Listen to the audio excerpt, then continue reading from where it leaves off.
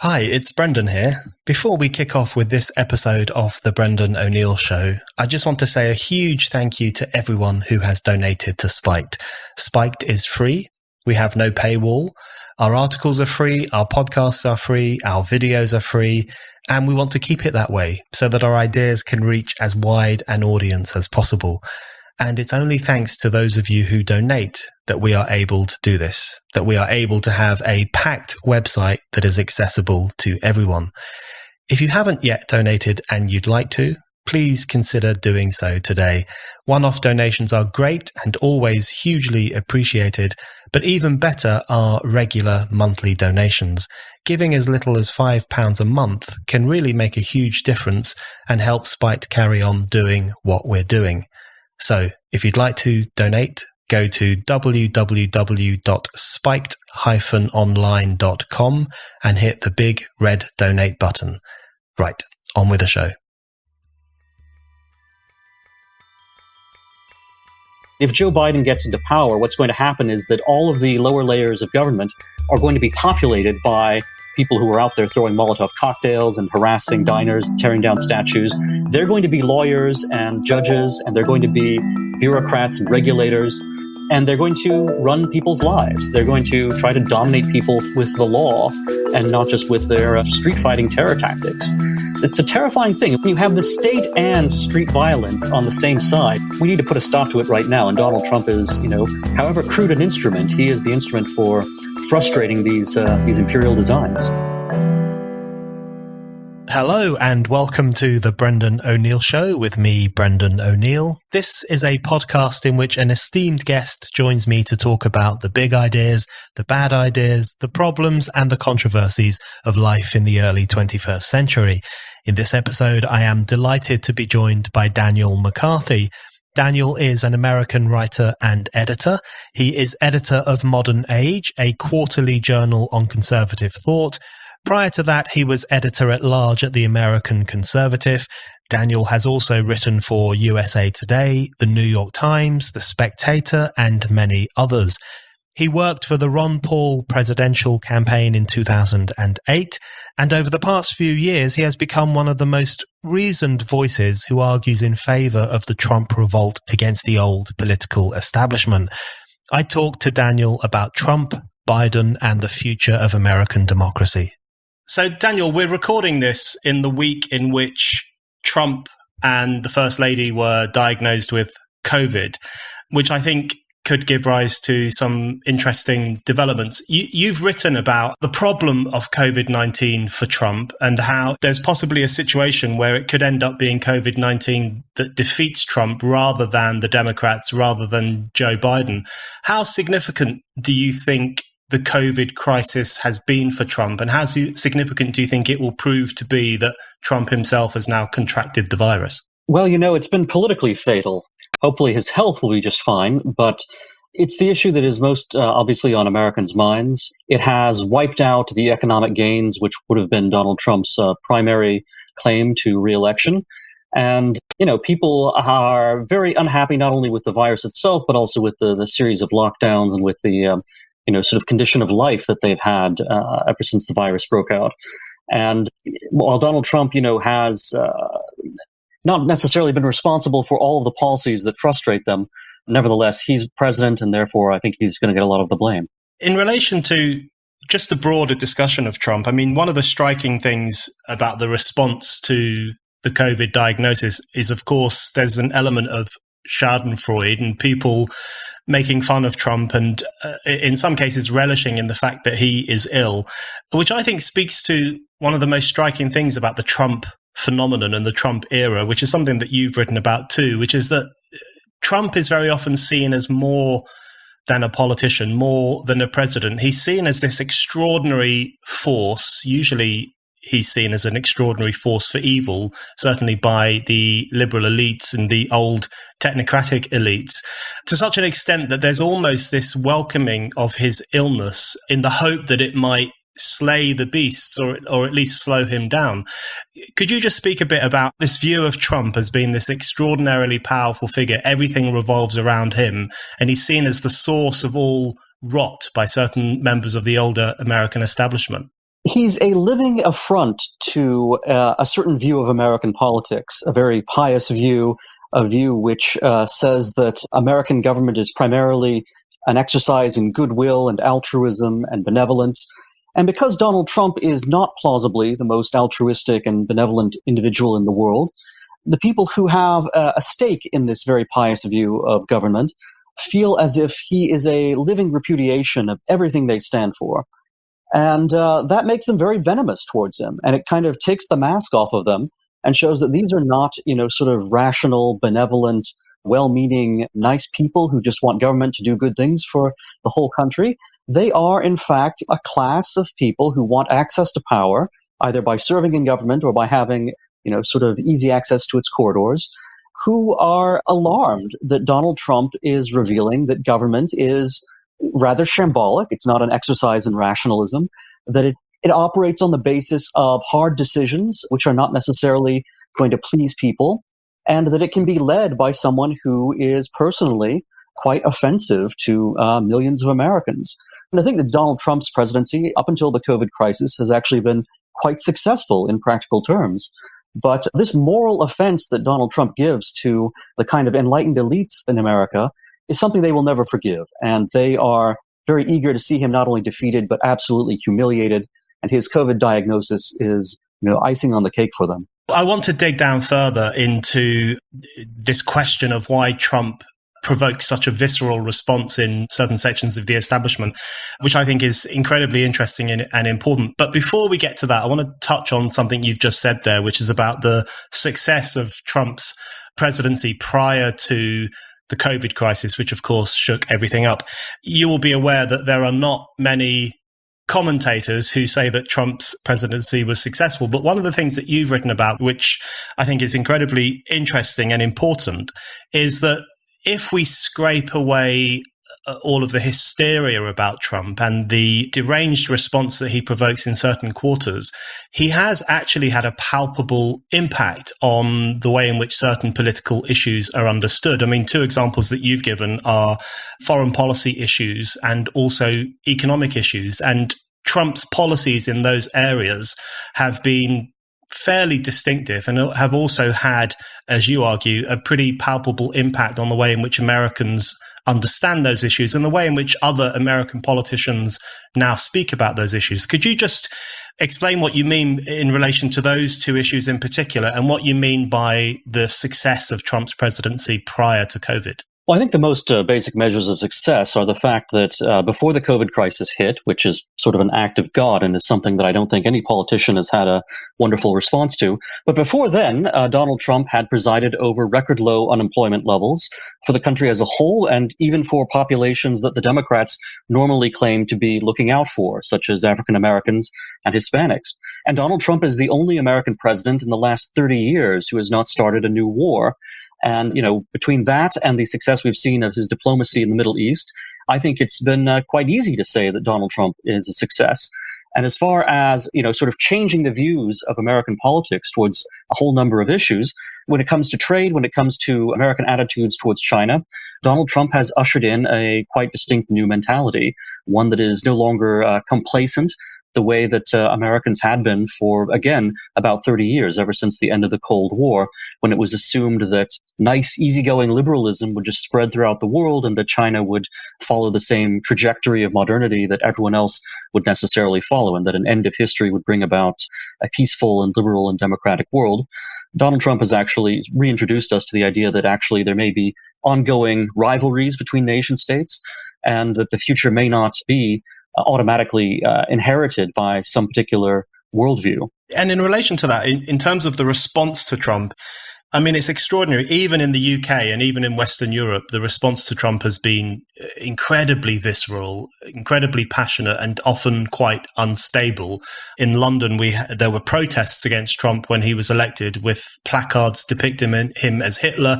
And there was this notion that the sheer force of Trump would not only destroy America and turn it into a fascist state, but also have this ripple effect across the world. I mean, it really was a strange moment, the anti-Trump sentiment. I wanted to ask you, what you think is motoring that, because there seem to be two things going on. Firstly, there is this idea that Trump is simply an offensive, uncouth, unpresidential person who says rude things about women and is not politically correct. And that often seems to be the focus of the bile that he often gets. But on the other side, he does actually challenge political orthodoxies and elements of the status quo that preceded him. So in response to the way in which he's talked about and the way in which he's depicted, which do you think is the dominant factor in relation to that? Is it simply the fact that he comes off as unpresidential, or is he posing a far more significant challenge to politics as it had played out prior to his arrival on the scene? It's a little bit of both, but it's more of the latter. Donald Trump's personality is in itself something of a challenge to the idea of, sort of political norms and the way in which democracy and liberalism and progress are meant to occur within our, not just within the United States, but I think throughout the Western democracies. And there is this feeling that if Donald Trump is speaking in ways that are unaccustomed in an American president, and if he is, sort of behaving in ways that are unaccustomed, that this therefore is a deadly threat to political stability and to any kind of nice sort of liberal democratic norms. And what Donald Trump really represents here is the fact that, voters were very upset with these, this kind of establishment, these liberal democratic norms. They wanted to see a president who they felt was actually going to fight for their own well-being. And Donald Trump really has no deference to the kind of priestly, clerical, opinion-molding classes. And this is a tremendously shocking thing, not only for Americans, but for a great many Western Europeans as well, that Donald Trump seems to throw out this entire politically correct apparatus and instead simply says things that he believes, or even things that simply sort of pop into his mind in a kind of unfiltered way. And that degree of spontaneity is as shocking, to sensibilities as anything else, because this represents, the idea that someone can succeed in politics without having the kind of internalized liberal consciousness that is desired by, our establishment classes, especially outside of government, right? So it's one thing that Donald Trump may be shocking to bureaucrats within the government, but he's really, really nauseating to academics and to journalists and to people who think of themselves as the keeper of America's and indeed the world's morality and decency. And Trump, because he challenges that and simply doesn't defer to them, is a very sort of dramatic shock to the system. I think that's one of the key points about the meltdown over Trump. And one of the most significant areas in which this phenomenon plays out is in response to expertise and the role of experts. And here in the UK, one of the lines uttered by a minister that has had most impact was when Michael Gove, who's a central figure in Boris Johnson's government, when he said that everyone is sick and tired of experts. And this has become, the most quoted line of recent times. It is dug up all the time to demonstrate that there are sections within the Boris Johnson administration which don't respect experts in the way that they should. And it strikes me that in the figure of Trump, that defiance of the writ of expertise or the kind of priestly knowledge of the new expert class is even more apparent. And I wonder if you could just speak a bit about how Trump's refusal to toe the line on certain issues, whether it's climate change or even on how bad COVID-19 is and other issues on which experts are expected to set the terrain. How much of an impact do you think his revolt against the experts has had on the political establishment more broadly and informed their hatred for him? There's this paradox or outright fraud with the political class and with people who claim themselves to be the defenders of liberal democracy, which is that, democracy is ruled by ordinary people. And yet liberalism, as it is today, is often an expression of expert rule. And Donald Trump is, again, because of his sort of populist cast of mind and his lack of deference to the experts, someone who reminds us of what democracy really is supposed to be, that it can be a rough and tumble, that there should be a difference of opinion, that people should actually have a degree of conflict that's expressed through elections and their consequences. And all of this is antithetical to the idea of rule by experts, where the patient isn't meant to contradict the doctor, and the people are simply supposed to follow the directions of their betters. And that's especially true when it comes to these very abstract issues like climate change, where, the question is not just the fundamental science of, what might happen to the climate if you're putting out a certain amount of carbon dioxide, but rather these elaborate models, which are meant to be projecting out, decades and even centuries ahead, plus the idea that, there are easy political means available to address whatever issues might be presented by these climate models. And all of that's rather untrue. I mean, this idea that, the solution to whatever climate change fears we might have based on models is exactly the kind of political program that progressives have wanted all along, involving centralization and more expert control and so forth, just seems like a bit of a minor miracle. It's amazing that this prefabricated mentality is exactly what you need for this problem, which supposedly is kind of new and unprecedented. So, Donald Trump is just such a radical break from this moral deference that you find towards experts. And, I think they're worried that what Donald Trump is doing is going to be contagious, not in terms of having COVID-19, but in terms of encouraging other people and perhaps other leaders in politics, not just American politics, to say no to this heresy.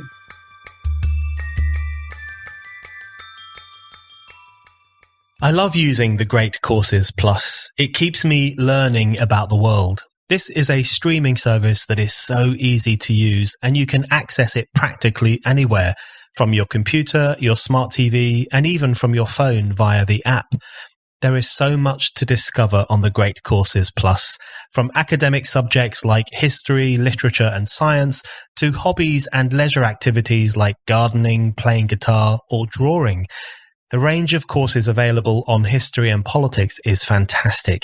I've used the Great Courses Plus to learn more about the rise of China, Athenian democracy, the French Revolution, the history of the economy, and so much more.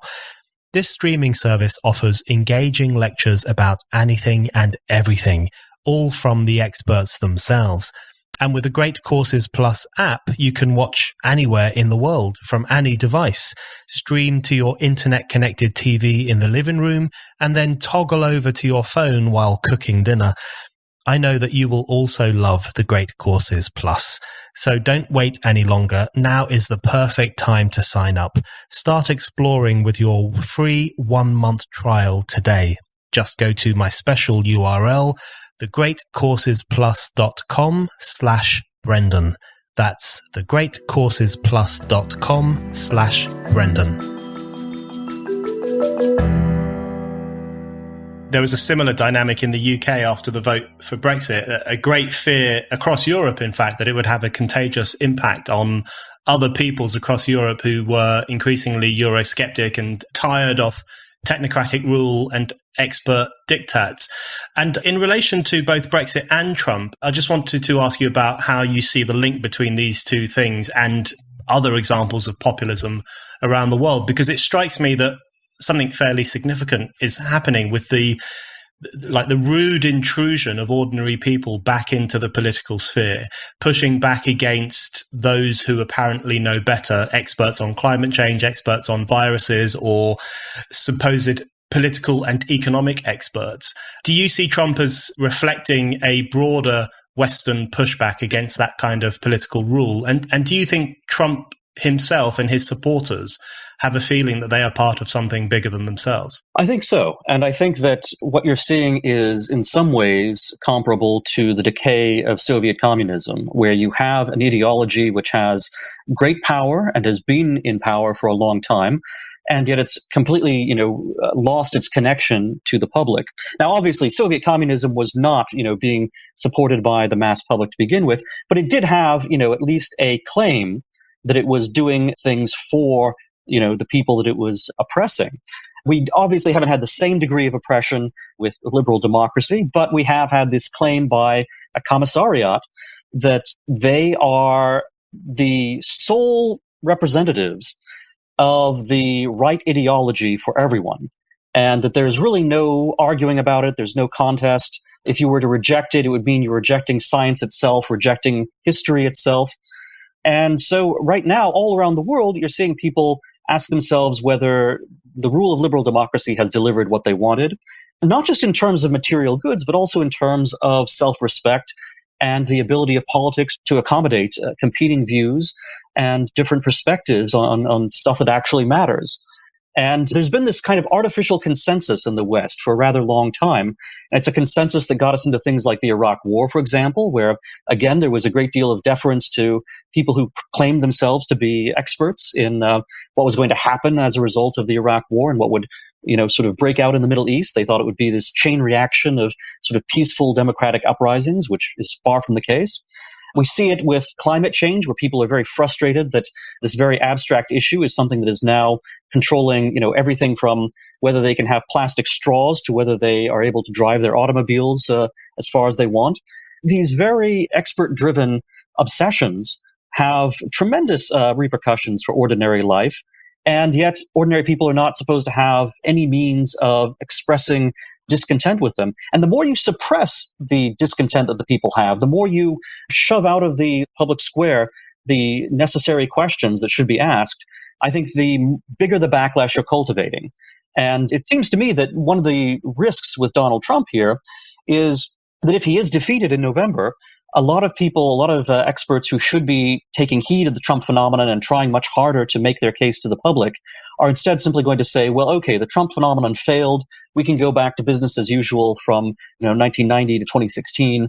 And they'll be surprised and shocked when it turns out that Bernie Sanders or another populist figure on the right emerges and creates an even bigger splash than Donald Trump did.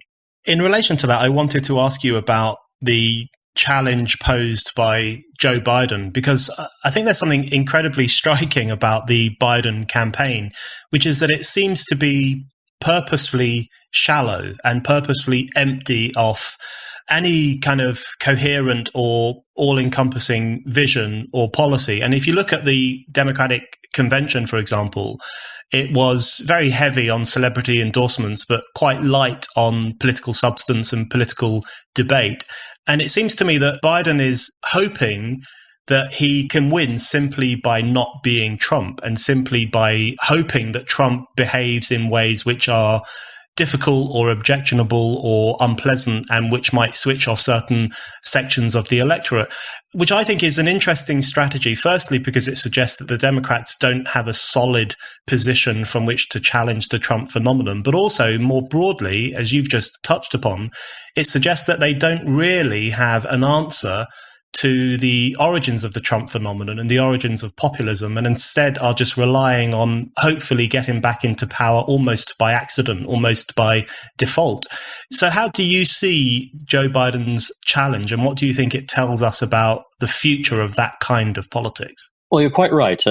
Joe Biden has run a primarily kind of sentimental and feel-good campaign, and it's one which in great measure has been about not seeing too much of Joe Biden and not kind of hearing too much from him. And it's interesting that, both at the Democratic convention and at the first presidential debate earlier this week, this idea of Joe Biden's late son, Beau Biden, as this kind of national martyr figure that's now being, sort of built up. And, it's very sad that he died, of course. And, he had a much more honorable life than his brother, Hunter Biden.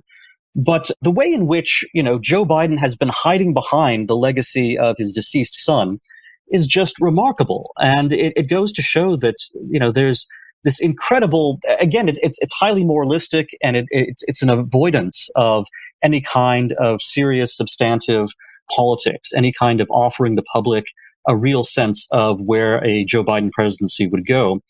And another reason for this is that Joe Biden's own party has deep cleavages and deep divisions where, you have this gerontocracy leading the party. So Nancy Pelosi, the Speaker of the House of Representatives, she's 80 years old. Her deputy, Steny Hoyer, is 81 years old. Joe Biden is going to turn 80 years old, in his second or third year in office if he wins the White House. The Democrats have this superannuated leadership class, and its ideas are even more sort of aged and decrepit than its physical form is.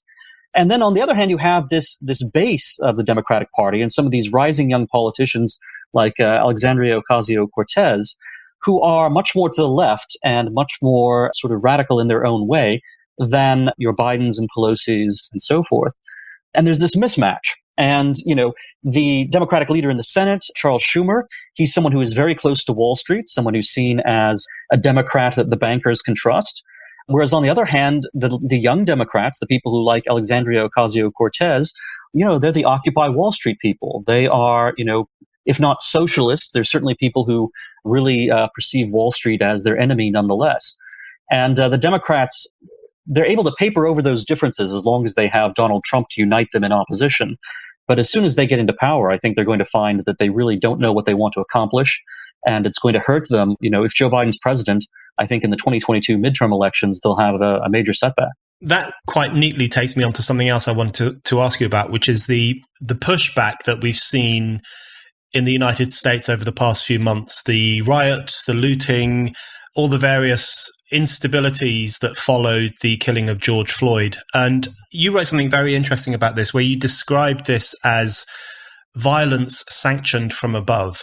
And I was struck by something very similar, which was firstly the unwillingness of significant sections of the media class to condemn the rioting and to condemn the looting. And in some instances, people were even making apologies for looting or justifying it as a legitimate form of political action. And even within the Democratic establishment, certainly early on, there was a palpable reluctance to say anything critical about this extraordinary uprising and this often quite nihilistic violence.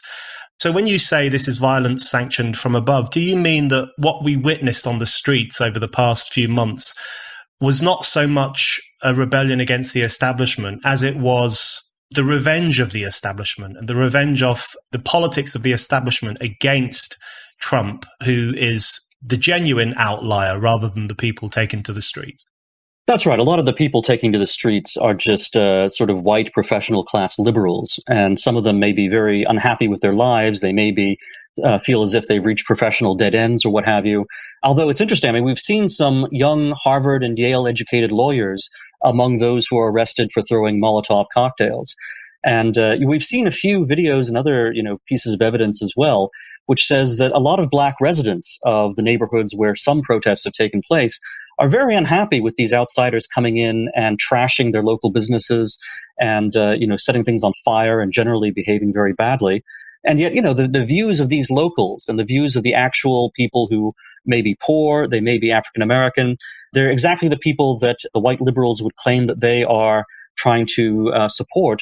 These people are, in fact, the ones who are getting hurt the worst by these kinds of, riots and looting, arson, and mayhem in general. And of course, the withdrawal of the police from these communities is also primarily harmful to the people who live in them. I mean, we've seen this. We've seen, with the last Black Lives Matter protests from 2016, that the loss of police in places like Ferguson, Missouri, wound up leading to much higher crime rates, much higher murder rates in those communities. And most of the murders victims are going to be African Americans. So there's, again, this very sort of pious fraud, this idea that, as long as you're claiming to be on the side of the oppressed, it doesn't really matter how much you actually hurt them. And that's why I think you see this moral coordination between the actual ruling class, the people who are both in politics and also, the likes of Jeff Bezos at Amazon.com and the executives of Nike and so forth, why you see them all falling over themselves to, proclaim their support for Black Lives Matter, and why none of them would dare speak out against the rioting and looting. They and the protesters both have this idea that, there needs to be this kind of religion of liberalism, this religion of political correctness even today, and that is how you maintain control in our society. And that a little bit of violence that helps to promote those ideas is perfectly acceptable. And if the consequence is that, a number of immigrant shops are burned down, well, hey, that's, obviously no material damage to a company like Amazon, which is only going to fill the gap with its own internet products and services instead. And it's no loss to the rioters and protesters because they are people who, again, oftentimes do not live in the communities that have been most badly damaged by their activities. So, I mean, I think it's a tremendous conjunction between, sort of upper class power and a certain kind of discontented, kind of middle class or upper middle class professional group, which is kind of alleviating its boredom during the COVID-19 crisis by going out there and role-playing anarchy and role-playing, as if this is the civil rights struggle of the 1960s.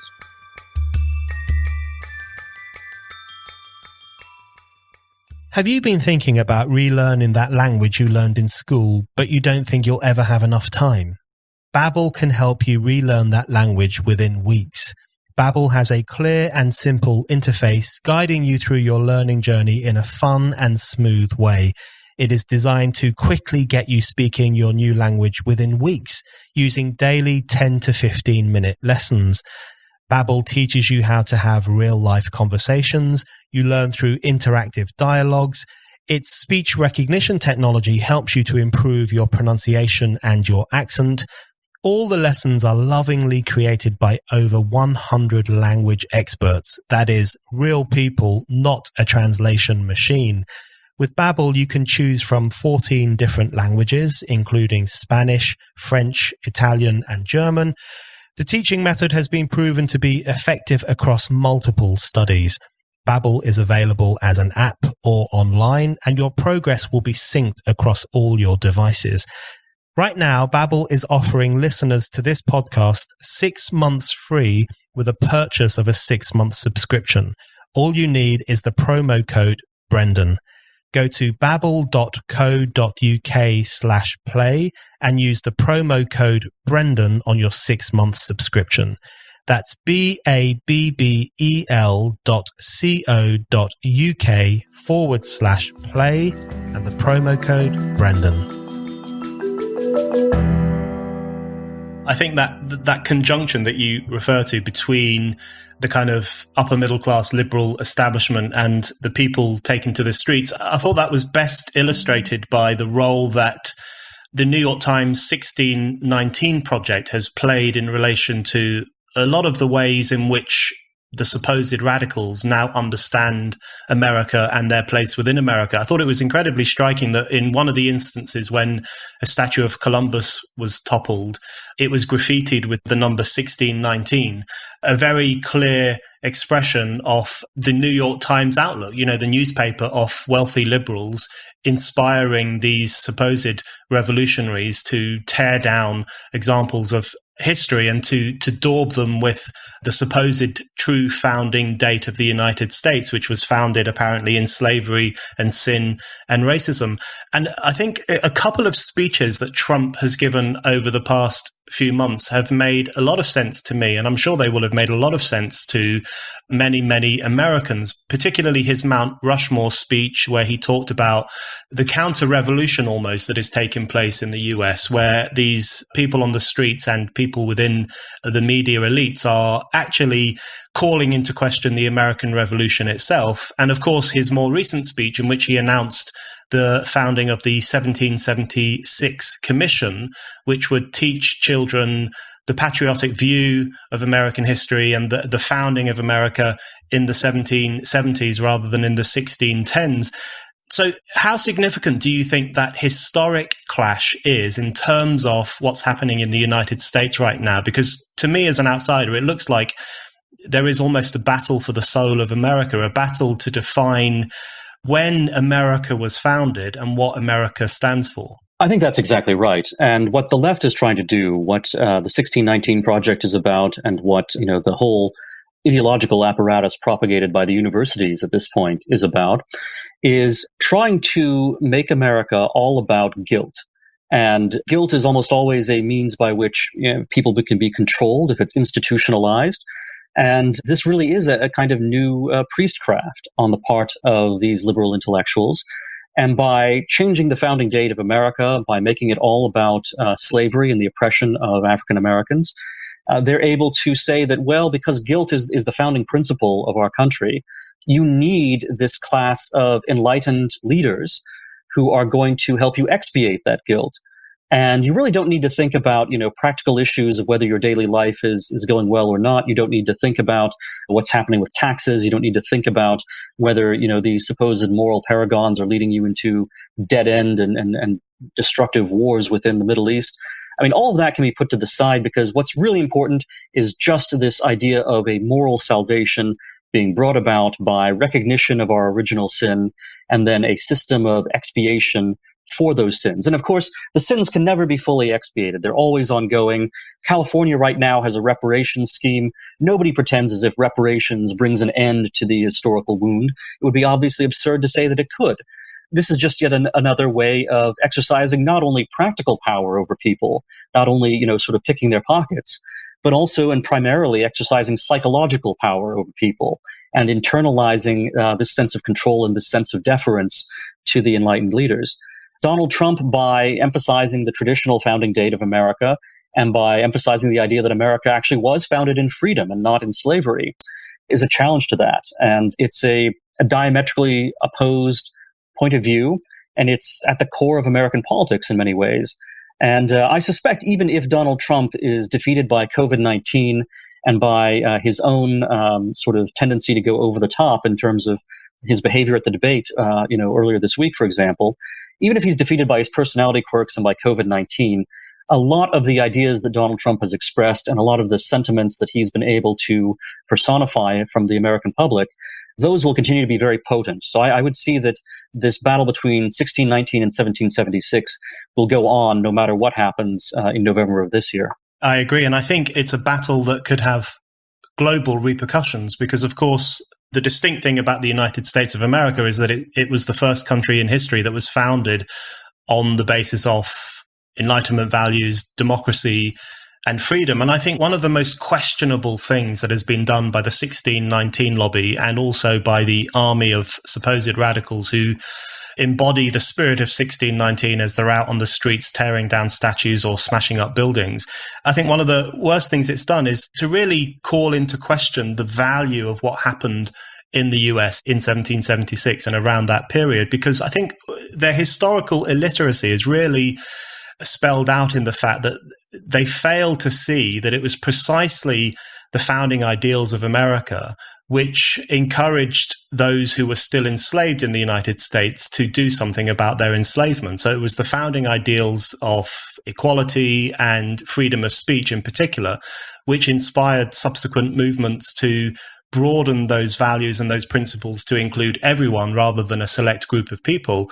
So that's an important thing in particular to take them up on, because in redefining American history to be simply a case of original sin, which, as you say, we can never really absolve ourselves of, they actually undermine the fact that the founding of America had an extraordinarily positive impact for humanity more broadly. That's right. Our Declaration of Independence says that all men are created equal. And while, the founding generation wasn't able to live up to that with respect to slavery or with respect to any number of other policies, that ideal is so powerful that it has continued to change American life and American practice in politics, and in fact to change, the world over the course of the next 200 years. And it's because that ideal kind of transcends the limits of the time period in which it was expressed. And when you change that, when you say that, well, America is not about all men being created equal, it's really about a calculus of power between absolutely impermeable racial barriers and absolutely impermeable barriers of oppressed and oppressor, then you're getting back to, I think, a much older style of politics. It's very perverse because what's happening is that the supposed progressives, people who claim to be the heirs of the Enlightenment, are actually resurrecting this fundamentally racial and non-citizen point of view, this idea that we have these fixed identities that determine our political roles and that we are not allowed to transcend those identities. We are their prisoner, and our whole lives must be spent with reference to these identities, which of course are determined for us by the critical race theorists and by the journalists who propagate their ideas. It's not as if ordinary people get much say in what these identities are. In fact, even ordinary minorities don't really get much say in this. And their cultures are being, redefined for them. Even their very names are being redefined for them by these intellectual leaders, right? So the term Latino, for example, is very difficult for these progressive, politically correct types because Latino is a gendered term. It ends in an O, and therefore, it's a masculine term. So Latino, Latina, which is also gendered, all of that is very confusing to people who want to eradicate the idea of sexual differences. And therefore, they have constructed this entirely artificial term, which is unpronounceable. It's like Latinx or something. It's Latin X at the end of it. And they try to foist this upon Latinos. And, actual Mexican Americans and Cuban Americans and Guatemalan Americans, they don't want anything to do with this. They think it's absolutely absurd and offensive. And yet we see more and more elite publications, not only, academics, but also journalists, using this absolutely ridiculous, artificially created term, which, it's by no means rising from below. It's instead being imposed from above on a category of people who would like to reject it if they could. Absolutely. We've had a similar situation in the UK with the word woman spelt with an X, which is completely unpronounceable and is supposed to be inclusive of women who may have been born as men or non-binary people who identify as women, etc., etc. But of course, it's exclusive because it pushes out people's understanding of what the word woman means and people's understanding of what the differences between the sexes are. I want to come on to the language question in a moment, in a bit more detail, but just in relation to the critical race theory issue that you raised there, and especially Trump's relationship to it, I thought Trump's recent criticisms of critical race theory were actually very good. And even more importantly than that, the very fact that a prominent leader, the most prominent political leader, was taking up this ideology was, I think, was incredibly important. And if you look at what Trump is talking about when he's pushing back against critical race theory, he is pushing back against the idea that any particular race is superior to any other, the idea that America is a racist country, the idea that there should be any form of discrimination in relation to race. He's actually pushing what would traditionally have been considered the proper, liberal, decent way of understanding race, which is that it is not significant and we should judge people by their character rather than by their color. And in fact, he quoted Martin Luther King. So we seem to have got to an extraordinary situation where Trump, who is apparently literally Hitler, is making a far better argument against the politics of race than the ostensibly anti-racist, politically correct lobby, which is pushing back against him. That's right. And it's interesting to go back and look at the insane things that the actual historical Nazis wrote. And someone like Alfred Rosenberg is extremely clear. Alfred Rosenberg says that, race is everything. And for America's politically correct left, that is equally true. And the fact that they're focusing on, the glories and, a different race is, their focus, doesn't really change the fact that it's still a race-oriented and, sort of fixed and limiting principle. And it's a principle of simply power assertion of one group over another. Today, it's being justified as kind of act of vengeance against the formerly oppressive group.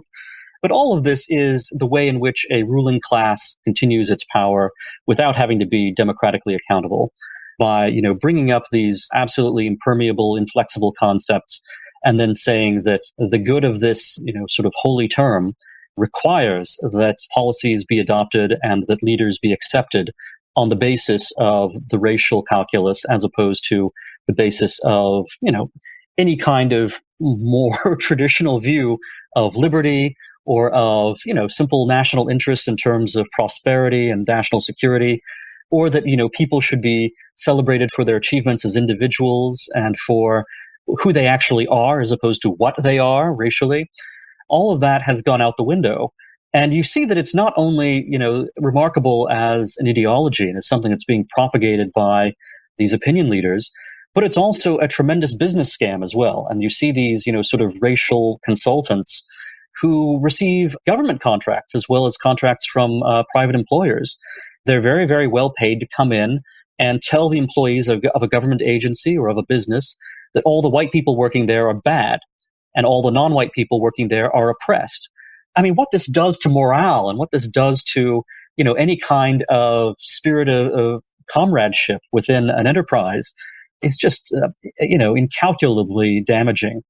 And yet, because this ideology has acquired such a grip on the American mind, it proceeds. And as damaging as it is to people's individual psychology, as damaging it is to a government that is meant to be colorblind and apply the law equally, and as damaging as it is to businesses that are meant to be out there trying to make a profit and trying to make products that are good for people, all of that is secondary to this idea of a kind of, it's a form of justice, social justice they call it, but it is so abstract and it is so connected to this inflexible idea of race that it is completely overwhelming of every kind of normal decency and normal human priority that, Americans would really prefer to live their lives with reference to.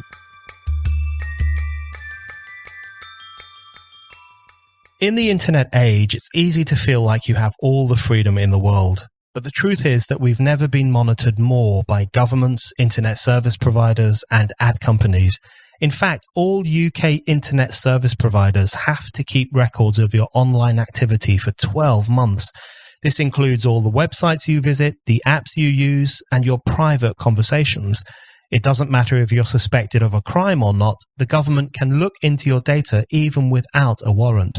That is why so many people are protecting their online privacy with ExpressVPN. Whether you're at home or on public Wi-Fi, your internet provider is recording your internet activity. If you don't want them or anyone else snooping on your data, you've got to use a VPN. And it's not just people in the UK who need to be worried. In the US, internet service providers can even sell your data to advertising companies. ExpressVPN is so easy to use. Just download the app on your computer or your phone, click connect, and voila, you're protected.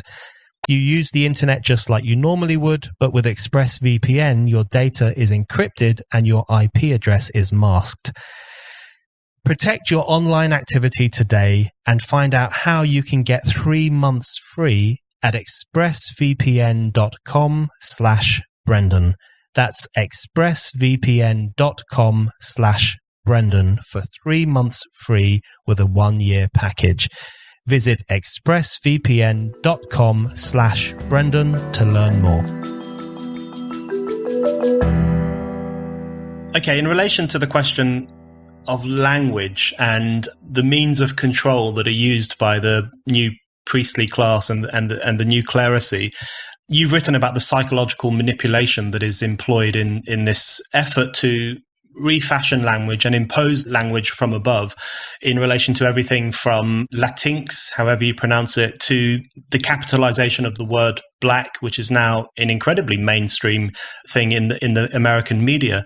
How important do you think the role of language is in the way in which the liberal establishment, the liberal elite, seeks to control not only how people speak, but also how they think, how they relate to other people, how they understand the world around them? And do you think Trump's uncouthness and his refusal to be politically correct is seen as a particular affront because it calls into question this project of using language to manipulate people to think in a particular way? I think that's entirely correct, that Donald Trump, because he'll go out there and say things which are very politically incorrect now. He'll refer to Elizabeth Warren, this Democratic senator who claimed to have American Indian heritage when in fact she didn't. Donald Trump refers to her as Pocahontas. And that's meant to be incredibly offensive. Of course it's not. It's not actually offensive to most American Indians. There was this interview with an American Indian who had fought in World War II. And, the media asked him, aren't you offended by Donald Trump using this Pocahontas language? And the American Indian soldier said, you know what, I'm not offended by that. And I wasn't offended when we all cried Geronimo as we, jumped out of the plane in World War II. But you want to change language in order to change people's thoughts, and you want to inculcate a kind of internal policing. And the fact that, the word black now has to be capitalized, the way in which gender language, sex language has changed, that, we now have these absurdities. English has always had, occasional uses of the plural they for singularities. But there have been, kind of limited instances of that have been acceptable. And now you see progressives insisting that anytime there is an abstract question about any individual, that individual be referred to as a plural, as a they, because to say he or she by default would be oppressive somehow. And so you wind up with some quite comical absurdities, referring to ordinary individuals as they and them in context where it's clearly absurd. And it winds up, creating these ungrammatical constructions. Are you going to use a singular verb with a plural they? Because they is now meant to be a man or a woman? Nobody knows. And then, of course, you have these gender reveal parties, which have set the whole state of California ablaze. So we're literally ushering in an apocalypse, with these absurdities these new rituals as well as the new language that we've come up with. Americans don't like it, and they would like to rebel. But, when you have such an overwhelming monolith of media power, which is not just, it's one thing if it's the New York Times or if it's, the progressive television stations that are doing these things, but it's another when it's Facebook and Google and Twitter and these tech companies, which are basically the distribution systems for all media, which want to impose some of these kinds of rules as well. And they haven't gone as far as the, sort of academic wackos would like them to go. We don't yet have Facebook censoring people because they're not capitalizing the word black or anything like that. But there is this kind of steady pressure, and you do see it's like the proverbial frog being boiled in the pot. They keep raising the temperature bit by bit. The frog supposedly doesn't notice and then gets boiled alive.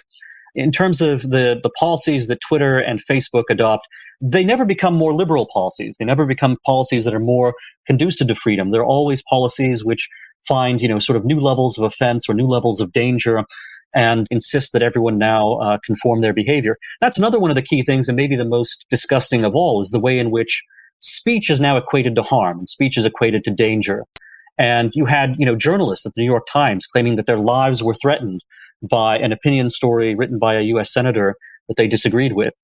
And this idea that, having wrong speech is an act of harm obviously leads directly to the idea that you should be able to criminalize speech. I mean, if you criminalize other kinds of personal harm, why wouldn't speech be part of that as well? And right now we are at the level in America where this is still taking place primarily in the public realm. And we do, thank God, have the First Amendment, which really does pose a significant barrier to any attempt to criminalize speech.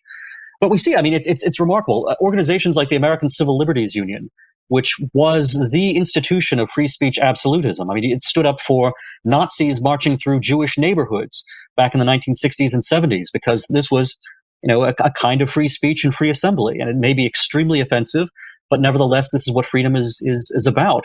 The ACLU has now largely given up the idea of defending the free speech rights of people who are, demonic figures for the new clerisy. And so if even the ACLU is collapsing, there really is no remaining sort of bastion of free speech absolutism. And, free speech is a concept which leads into conceptual difficulties. If you have a mob shouting down a speaker, for example, is that a suppression of free speech because the man can't speak? Or is it an expression of free speech because the mob gets to, say its part? But those conceptual difficulties, I think, are rather different from the institutional and channeled power that is going into right now suppressing free speech, free thought, and any kind of deviation from the clerical line. I think we're witnessing just how dangerous the idea of speech being violence is, because we've had a situation for the past few years where speech has not only been seen as harmful and something that could wound you, but also as a form of violence. And over the past few months, in relation to the Black Lives Matter events, we've had the idea that speech is violence, silence is violence, as the slogan goes. But apparently looting is not necessarily violence, and the burning down of buildings is not a form of violence we should get too concerned about. So you have this Orwellian situation almost where words are seen as violent acts, but violent acts are not seen as particularly problematic.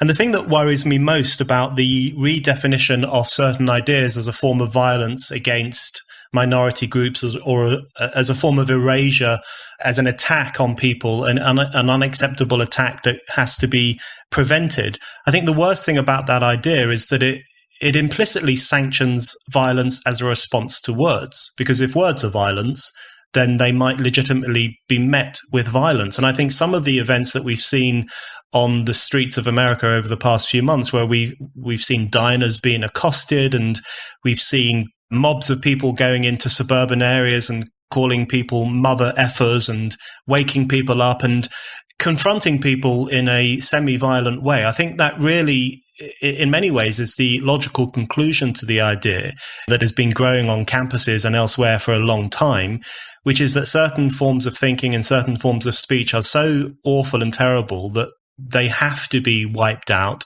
and the people who hold those views have to be cleansed or corrected in some way. And as you said, it even goes far beyond that. Silence equals violence is extremely telling. It says that there's no neutrality, that unless you actively give your assent to this new religion, that you are, presumed to be a heretic, presumed to be a heathen, and you can be burned at the stake, or, at least for now, simply harassed at your dinner table. And the tearing down of statues is a sign of this. We're told that these statues are somehow oppressive and that they are, somehow doing real harm and therefore lawlessly tearing them down. It's not as if, these protesters are organizing politically, petitioning the city councils and saying, look, you're honoring a slaveholder here. This is a really, bad thing to do. Why don't we have a vote on it? Or why doesn't the city council in an orderly fashion, sort of make up its mind here and say that it should come down? One may agree or disagree with those arguments, but at least they are, being done in a democratic fashion. Whereas when you simply go out there in a mob and you tear something down, that is short-circuiting democracy. And that is saying that, we don't need the rule of law. The rule of law, in fact, would be inadequate for providing justice here. And that justice and the prevention of harm requires immediate physical action, basically violence and vandalism. And if you start out doing that with inanimate objects, it seems as if the next logical step would be to do that to people as well. Because clearly people who have the wrong ideas, or even people who fail to actively support the correct ideas, are also, and in fact, in a much more concrete way, doing harm. I think it's telling that you have the mobs going up to these diners and, shouting at them, making their lives very unpleasant, but also insisting that they give, sort of the fist in the air salute. I mean, a mob going up to you and demanding you give a salute. What does that remind us of? Well, but no, these are Antifa. You can't even claim that these people are acting in a fascist way because their very name, and again, we see language playing this role in thought control. No, their very name is Antifa. They're anti-fascist. How can you possibly say that they could be something other than what they claim themselves to be?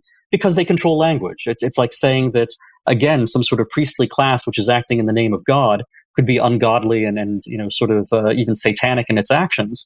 To say that is such an act of cognitive dissonance and defiance that it's meant to be unthinkable. And they're going to make it unthinkable through rituals and through sanctions, both private sanctions right now, but also, if they get their way, legal sanctions. This is one reason why there really are very high stakes, I think, in this election in November, because even though Joe Biden has a long record of being politically incorrect himself in many ways, supporting a 1994 crime bill, for example, which put a lot of black people in jail, even though he has that record, his party is clearly entirely the party of woke right now. And if Joe Biden gets into power, what's going to happen is that all of the lower layers of government are going to be populated by, in many cases, populated by people who are out there throwing Molotov cocktails and harassing diners and so forth, tearing down statues. They're going to be lawyers and judges, and they're going to be bureaucrats and regulators, and they're going to run people's lives. They're going to try to dominate people with the law and not just with their, sort of street fighting terror tactics. And it's a terrifying thing. And when you have the state and street violence on the same side, which is what you're getting with the Democrats these days, you really do have a situation that looks an awful lot like fascism or looks an awful lot like early phases of Bolshevism. We need to put a stop to it right now. And Donald Trump is, however crude an instrument, he is the instrument for frustrating these imperial designs. Yeah, I think the use of the term anti-fascist by these groups is just, in my view, a complete and utter affront to genuine anti-fascist movements from history, considering that Antifa is far more concerned with censoring people and punishing people and chilling the freedoms of society rather than liberating people from repression. For my final question, I wanted to just touch upon something you've mentioned there, which is what's at stake in this election, because it strikes me that it's a very strange situation in America right now, where on the surface of things, it can often look like there isn't much coherent policy. If you look at the first televised debate, it was universally panned. It wasn't very clear what Biden was saying. Trump was a bit more abrasive than he should have been. And it will have struck many people that it's not particularly clear what's at stake in this election. But I think the contradiction is that away from all of that, behind all of that, or next to all of that, there are huge stakes in this election. And I think one of the issues, if Biden and Harris were to be victorious, is not only that it would have the impact in the US that you're talking about, but I think it could have global repercussions in terms of weakening the populist revolts that we've seen over recent years and emboldening the kind of woke mobs and the old technocratic elites, and that kind of conjunction between the old establishment and these new energetic groups who want to impose their will on society. It could embolden all those sections of the political elites across the Western world, essentially. So how far would you go in viewing Trump as an essential barrier to all of that rot. And do you think he can successfully play that role for the next 4 years, or do you think his own personality faults might get the better of him? Well, essential is the right word. And I do think if Donald Trump wins re-election, we will see even better policies and even greater defiance from Donald Trump than we've seen so far. And in fact, in just recent months, he has removed a lot of critical race theory training from American government departments.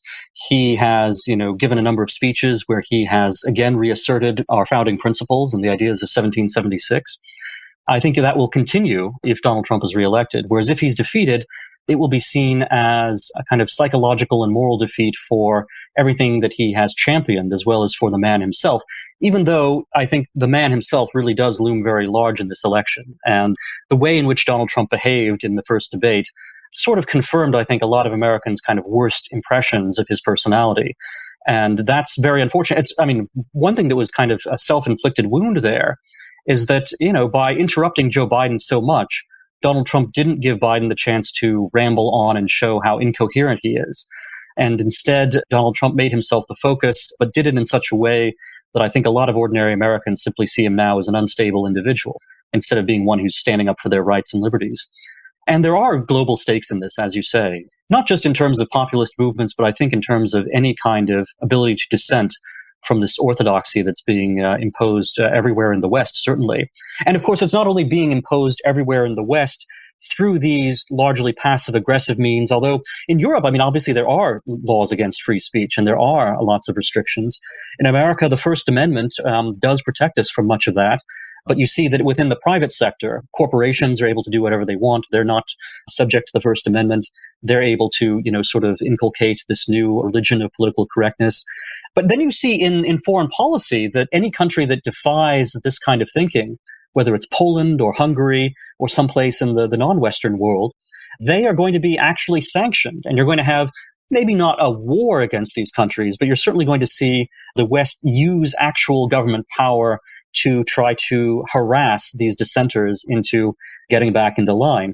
And as I kind of alluded to earlier in the podcast, I think what happens if you suppress all of this discontent and all of this sort of desire to have a real open discussion about what kind of moral rules we're supposed to be obeying, if you suppress all of that, you don't wind up creating a nice, sort of permanently stable, enforced moral consensus. What you actually wind up doing is just sort of poisoning the whole idea of society. And as a result, you're going to get new eruptions of populism and of defiance of the orthodoxy, which may take more destructive forms. And I don't say that as a kind of menacing warning. I say it simply as, I think, a psychological reality, that you cannot take, people's basic ideas of freedom and say that those basic ideas of freedom are oppressive and evil and connected with Nazism and fascism and so forth, and then be surprised if somewhere down the line you have absolutely insane, racists or militarists or whatever they might be, pop up and say, you know what, in the past you people may have hated us because of our ideas, but now we're going to have a claim to be fighting against the people who are tyrannizing you day by day. Then you're going to have a lot of people start to be attracted to this lunacy. It's actually the way in which the alt-right was a creation of the liberal orthodoxies and of the sort of politically correct orthodoxies. A lot of young people, because young people are, unfortunately, they're not very experienced and they're not very wise.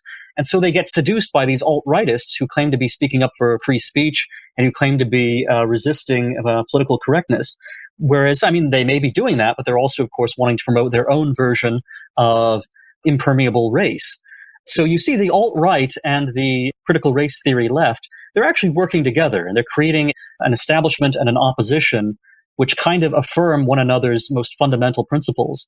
And that is not only sort of extremely bad for freedom, but it's ultimately going to be very bad for, human life and for the very things that, the very first wave perhaps of politically correct people claimed that they wanted to see.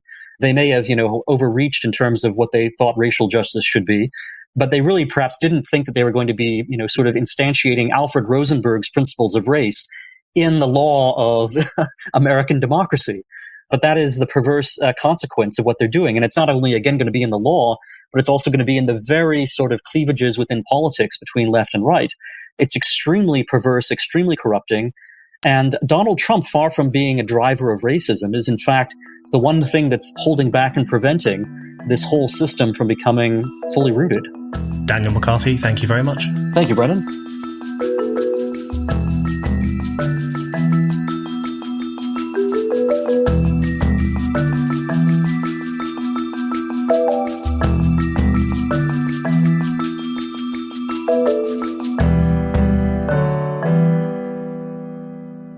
Thank you for listening to The Brendan O'Neill Show. We'll be back with another guest and more discussion. Don't forget to subscribe, and in the meantime, keep reading Spiked at www.spiked-online.com.